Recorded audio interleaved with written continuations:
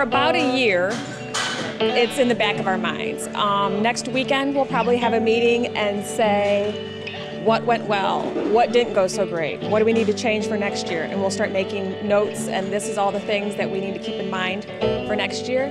It's just always a topic of conversation until it happens. Aside from running the charity all year round, this day is a lot about logistics. It's a lot about delegating. We have people that do specific things. It could be running the silent auction tent. It could be going around and getting 50-50 raffles. It could be lighting up the stage. I mean, right now, today's the day where we're kind of organizing, putting all the materials that people have donated in its rightful spot so it's ready to be taken out tomorrow. It's about the logistics of getting the stage set up, getting the tent set up. What is the strategy to have enough power? Do we have the right generators? Are they sized appropriately? And that type of thing. So there's a lot of tactical things that happen on Saturday.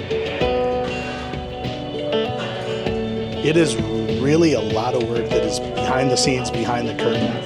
The logistical aspect is huge, the volunteer effort is huge, the donation effort is huge. It really is one of those iceberg situations where you only see a small portion above the water.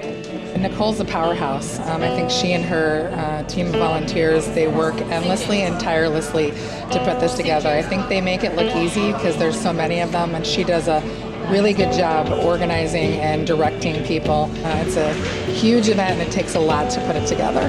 There's over 100 volunteers for this year's Acoustics for Autism. Nicole has the best core group of people I've ever met. And for this weekend, they all come together for her, and it's a lot of fun. I actually happily take a 4-hour drive from Chicago to Toledo every year for this. It's more than worth it every time. We all have our jobs. We've delegated responsibilities, so you have certain people in charge of certain aspects of each facet of the event. My job is to manage the website. I sell merchandise. We do t-shirts, CDs. I'm an electrician. I help kind of oversee and help with the power. I take care of all of the volunteers, scheduling them, organizing all of our raffles. I am actually selling beer tickets. I run the silent auction tent. I'm the co-founder of the event, and then I also, with Nicole, essentially set up the lineups. So the 70 different acts on different stages, who would go good here, who would go good there. I would specify my technical job as Nicole's minion. I don't know if she's watching this right now, but whatever she tells me to do, I'm going to do it. I'm going to do it well, and I'm going to do it very quickly, and then I'm going to make sure that she knows it's done. If not, it might be the end of me. Everyone's always willing to help too. The number of people you have coming around you with what can I do to help you, what can I do to help you, that's just a really positive vibe that goes throughout the event every year that I love. It's a big event filled with camaraderie and just mutual respect and admiration for each other, and then working together for obviously the greater good. This has been a great day, so I'm going to go back to work. I own the Village Idiot. Me and my husband, we've had it for 21 years, and it's just gotten bigger and bigger. Last year was our biggest ever. 10,000 people came. 10,000. It's undescribable. I really can't put it into words because we've taken something that was very, very small and turned it into something that now we were just voted the best, one of the best festivals in the state of Ohio. So officially, I guess we're a festival now.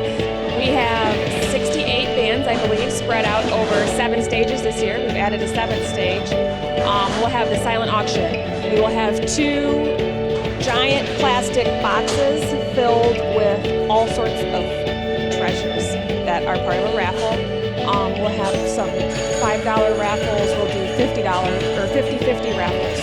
We'll do cash grabs. There will be characters in the kids area. They've got games. A couple of really great teachers run the kids area, and they always have cute crafts and things to do for the kids set up in there. You'll see everything. A lot of interactivity, but of course the heart and soul of it is music. We have the best bands in town, the best musical acts.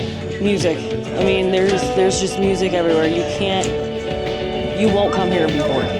It's an amazing day. It really is. I would say in Toledo is one of the rare events where everybody has just forgotten everything, put everything else aside, and is having a great time hanging out with everyone else. probably the best block party around. Music is therapeutic to everybody, and it gets everybody in a room, no matter what your religions or your politics or your race or your gender or anything is. It gets everybody in a room, and it's something that unifies everybody. And it's always good when you see that it affects the kids that you're there to try to help too. There's always a moment when we shed a tear at some point, always. Unlike a lot of charities, everything stays local. It stays for families in the area. It doesn't get sent outside of the area. That's who we focus on. I'll spend my whole weekend here, do whatever I got to do to see a family at the end of the day, for their little girl or their little boy, get the medical care that he needs.